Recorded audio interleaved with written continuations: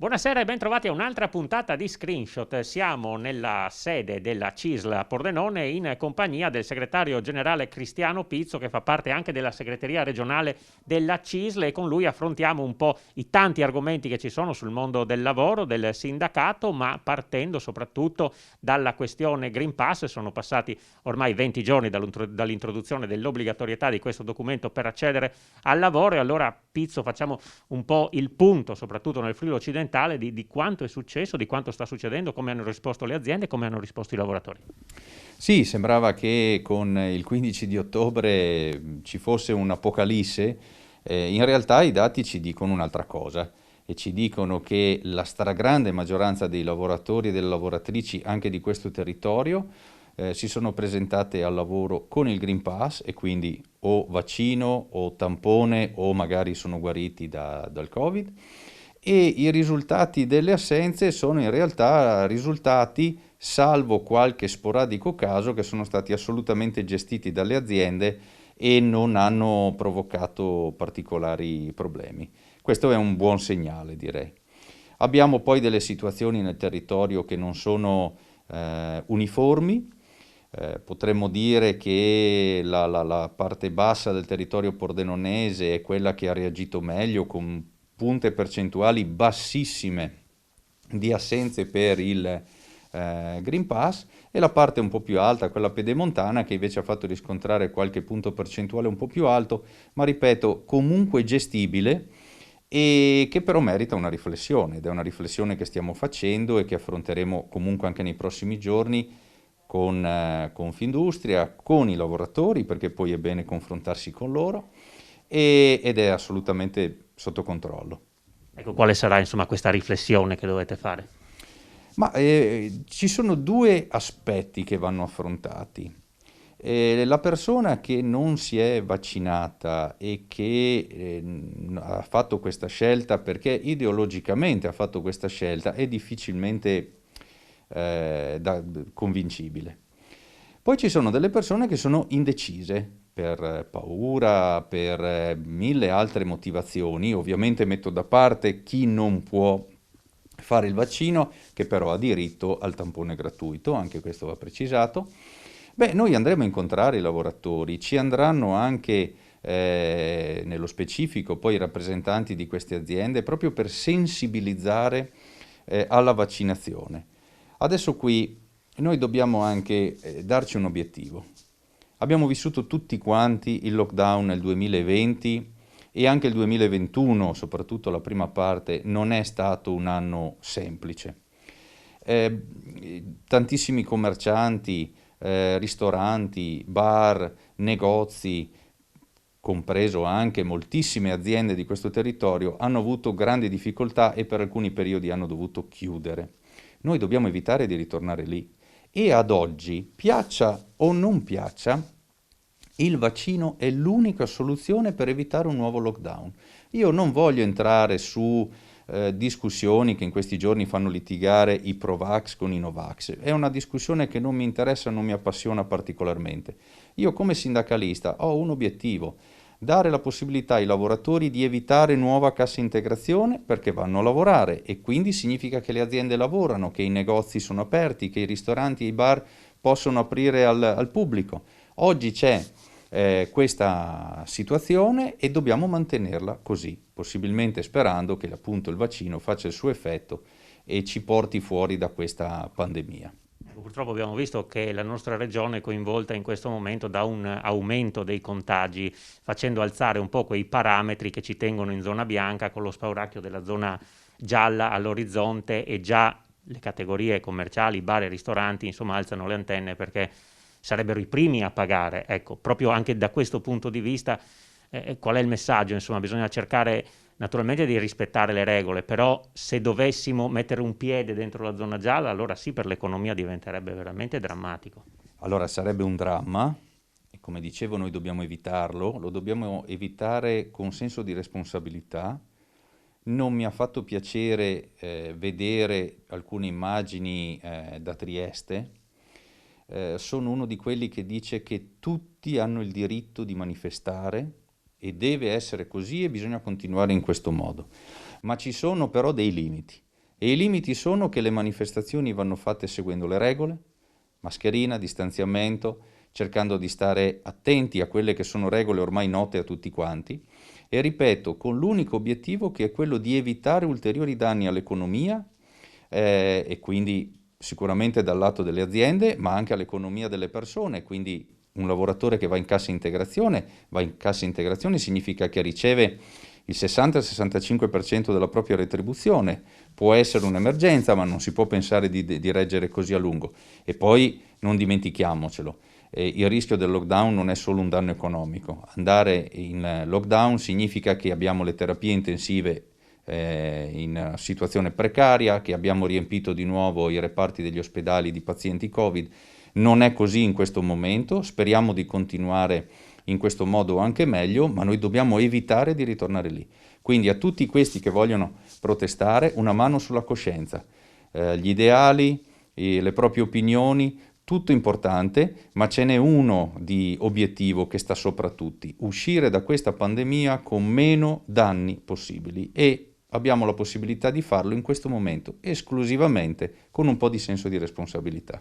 Ecco, questa è stata anche la settimana nella quale, diciamo, i vari tavoli dei comitati per l'ordine e la sicurezza pubblica hanno deciso proprio su queste manifestazioni. A Pordenone si è optato per non fare nessuna ordinanza, però neanche permettere che queste manifestazioni possano essere fatte in centro, ma trovare delle soluzioni alternative. Voi peraltro in questi mesi non avete mai dato vita, pur avendone magari alle volte diritto, a grandi manifestazioni, a grandi scioperi. Forse quello della sanità è l'unico che a memoria, però generalmente non avete più optato per manifestare, diciamo, in piazza. Nel territorio no, salvo appunto alcuni presidi fatti dai colleghi della sanità per ovvi motivi che sono ancora purtroppo tutti lì e che andrebbero affrontati e magari anche risolti, e qui faccio un appello all'azienda sanitaria locale. Noi abbiamo recentemente fatto una importante manifestazione, ma a Roma, e vi posso assicurare che in quella manifestazione, sì, per carità, con decine e decine di migliaia di persone, qualcuno anche indisciplinato c'era anche tra la nostra gente, ma mediamente si è vista un grande senso di disciplina, di responsabilità. Non sono successi incidenti che purtroppo invece avevamo visto solo una settimana prima. Ecco, ripeto, c'è modo e modo di manifestare. Qui nel territorio non c'è stato bisogno di farlo, speriamo anche che non ce ne sia bisogno. In realtà il rischio di una mobilitazione nei prossimi giorni potrebbe esserci in funzione del disegno di legge sul bilancio presentato dal primo ministro Draghi, e che in questo momento non ci soddisfa particolarmente, ma forse è presto parlare degli strumenti di protesta. In questo momento stiamo ancora confrontandoci sul merito. Ecco, che cosa vi sareste aspettati da Draghi a riguardo? Beh, la prima cosa che ci saremmo aspettati è un maggior coinvolgimento del sindacato. In questo momento Draghi, lo capisco, è una persona molto autorevole, ma deve stare attento a non sfociare con il suo comportamento nell'autoritarismo. È una cosa diversa. Abbiamo sempre parlato con lui in modo franco, gli abbiamo fornito le nostre proposte, ci aspettavamo di essere coinvolti prima delle decisioni, ce le siamo trovate invece sul tavolo, anzi in realtà ce le siamo trovate comunicate dalla stampa, dai giornali, dalle TV, e questo non è assolutamente il metodo che ci fa piacere. E quindi il nostro messaggio è: lavoriamo insieme per uscire da questa situazione con gli strumenti giusti, con le risposte giuste ai lavoratori e ai pensionati, per evitare ciò che è successo, per citare uno degli ultimi disastri, nel 2012 con la legge Fornero. Allora il primo ministro era Monti, un altro tecnico. Evitiamo errori che non sono poi tanto lontani nella nostra memoria. Insomma, se si dice Fornero si pensa immediatamente alle pensioni. Qui il dialogo c'è, si è interrotto, quota 100, 101, 102, tagliamo, ricominciamo. Insomma, le persone che sono lì sulla soglia, che stanno aspettando di andare in pensione, non sanno a che santo appellarsi, possiamo dire, e poi le persone più giovani invece vedono la pensione come una cosa, un miraggio lontanissimo. Ecco, qual è il compromesso che si può ottenere? Come riprenderà il dialogo su questo? Guardi, partiamo da un presupposto: le pensioni non sono un regalo, non sono un privilegio per dei lavoratori che così non hanno più voglia di lavorare, esattamente il contrario. Sono lavoratori che hanno lavorato una vita e che hanno maturato il giusto diritto ad andare in quiescenza, in pensione. Ora bisogna dare a queste persone la possibilità di uscire anche in modo dignitoso, senza penalizzazioni e dentro una età anagrafica o contributiva che sia accettabile. Oggi dire quota 102 non ci soddisfa perché è un compromesso del momento, non è una riforma strutturale. La Fornero è sempre lì, con i suoi effetti molto pesanti per i lavoratori, e noi dobbiamo e possiamo andare a riformare quella legge.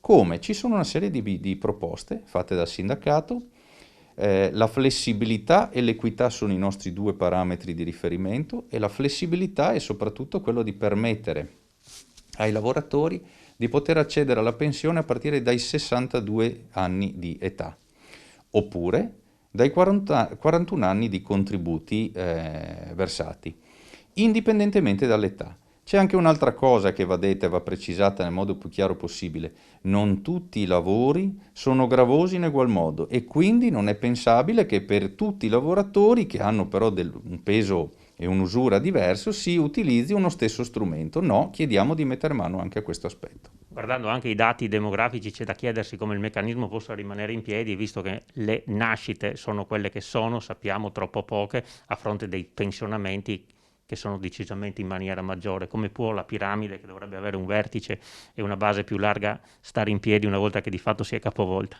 Sì, è assolutamente un problema per questo paese, per l'Italia in modo particolare, guardando la panoramica europea. Il problema della denatalità è studiato ormai da troppi anni.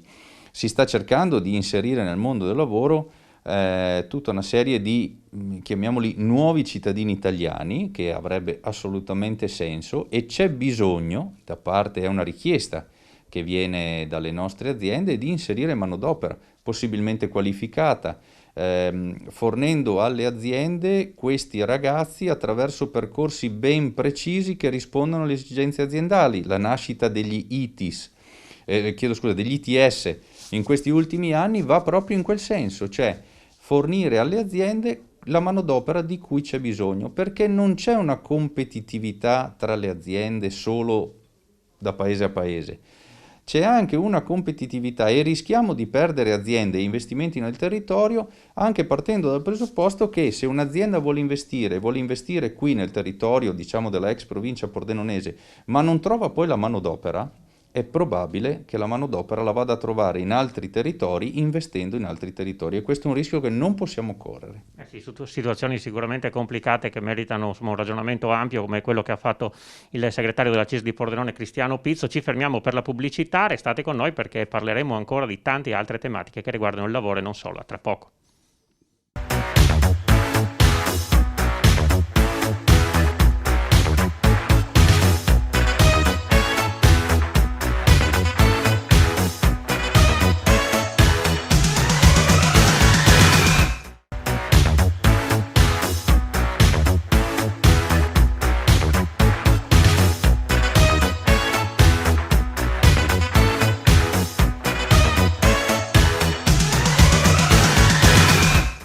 Seconda parte di Screenshot, ancora in compagnia del segretario generale della CISL di Pordenone, Cristiano Pizzo. Abbiamo affrontato alcuni temi sul mondo del lavoro in precedenza. Dobbiamo dire anche, segretario, che i dati arrivati proprio in questi giorni da parte dell'Istat ci dicono che la disoccupazione sta calando, anche se c'è un problema di disoccupazione giovanile che comunque ha percentuali ancora piuttosto alte. Su questo io le chiedo, il Covid sicuramente ha colpito duro soprattutto la fascia delle donne, che sono state forse le lavoratrici più colpite. Ecco, a riguardo su questo e sui giovani, come si può eventualmente intervenire? Qual è la situazione anche sul nostro territorio? Sì, purtroppo ha detto una cosa che è corretta, e lo stiamo vedendo anche nei numeri che recentemente ci sono arrivati, che stiamo facendo e che stiamo approfondendo. La ripresa occupazionale dopo il lockdown ci ha messo di fronte all'ennesima disparità di genere.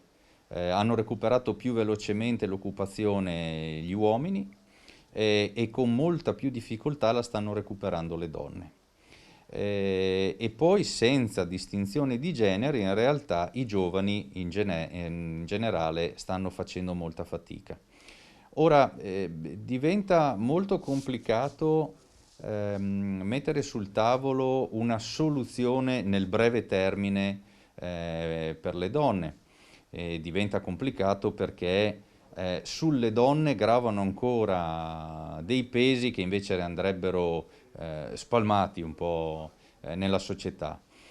Sui giovani diventa un po' più semplice, ma in realtà, nonostante un'attività che è stata fatta in questi anni, le risposte arrivano lentamente. Mi spiego meglio. I giovani hanno la possibilità oggi di mettersi sul mercato a disposizione dell'offerta delle imprese attraverso che cosa? Attraverso una formazione e una riqualificazione professionale che sul territorio c'è e che sta dando già i primi risultati. C'è bisogno di un lavoro di tutti però, il sindacato sicuramente, la Confindustria, le aziende in generale, c'è bisogno di una risposta territoriale proprio di fronte a queste che sono delle difficoltà enormi. Abbiamo poi invece così a macchia di leopardo, delle aziende a prevalenza di presenza giovanile e di donne che sembrano affrontare invece paradossalmente molto meglio le difficoltà del periodo. Quindi gli strumenti ci sono, c'è bisogno per alcuni aspetti anche di un salto culturale, anche in questo territorio. Noi siamo a nord-est, nel ricco nord-est, ma molto spesso, francamente, ci sono ancora delle sacche di cultura che non permettono un rilancio dell'occupazione femminile e giovanile. Possiamo dire che ci sono comunque delle aziende che sono ripartite in maniera molto importante e poi anche che il Covid ha rimesso forse un po' riequilibrato il rapporto tra i datori di lavoro, per così dire, dei lavoratori, cioè questa pandemia li ha un po' cementati in un certo senso, insomma c'è stato di nuovo il dialogo, il trovare le soluzioni per uscire dalla pandemia, per fare i tamponi prima, i vaccini dopo, insomma è ritornato un po' di più il dialogo? Sì, sì, io questo lo percepisco e parlando con lavoratori e lavoratrici questo emerge, sia nelle grandi aziende che nelle piccole. E questo è uno dei tanti territori del ricco nord-est che citavo prima, che è fatto di piccole e medie imprese. Devo dire che gli imprenditori, gli artigiani, i commercianti hanno saputo mettersi a disposizione anche dei propri dipendenti e viceversa per uscire da questa fase di difficoltà. È stato un bellissimo modo di lavorare. Questo nella media ovviamente, nella maggior parte dei casi. Anche in questo territorio io mi permetto di citare i buoni accordi fatti con i nostri colleghi di CGIL, UIL e Confindustria sul tema proprio della gestione della pandemia. E quando, magari forse un po' esagerando, il presidente di Confindustria dice usciti dal lockdown, o meglio, per uscire dal lockdown abbiamo consegnato le chiavi dell'impresa ai lavoratori e gli abbiamo detto aprite voi quando ve la sentite, quando siete in sicurezza, ripeto, magari è un po' una forzatura, ma in realtà il confronto è stato veramente di altissimo livello e i lavoratori si sono rimboccati le maniche e hanno detto ok, siamo pronti, ci sono tutti i sistemi di sicurezza, ci sono le condizioni per riprendere tutti quanti insieme. E questi sono messaggi che effettivamente vanno anche in una direzione che a noi della CISL piace particolarmente e che è quella della partecipazione. La partecipazione non è solo qualche informazione che il datore di lavoro ci dà così quando gli avanza del tempo. La partecipazione significa confrontarci, significa fotografare la situazione, il problema e insieme lavorare per uscirne. Questo sta avvenendo, ci sono delle decisioni che vengono prese in alcune aziende insieme, in altre c'è da fare. Ma la direzione è assolutamente quella e siamo partiti dalla sicurezza sul posto di lavoro con un nuovo spirito partecipativo che ci può far fare veramente una strada molto interessante.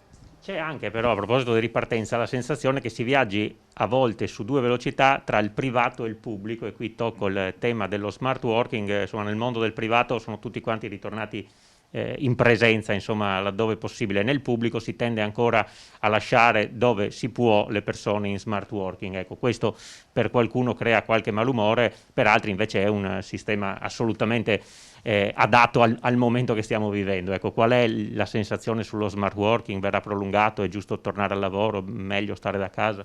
Ma qui adesso questa domanda forse bisognerebbe porla al ministro Brunetta, che magari non ha sempre avuto delle opinioni corrette nei confronti dei lavoratori della pubblica amministrazione. Lo smart working è, se parliamo dello smart working vero, è una grande opportunità.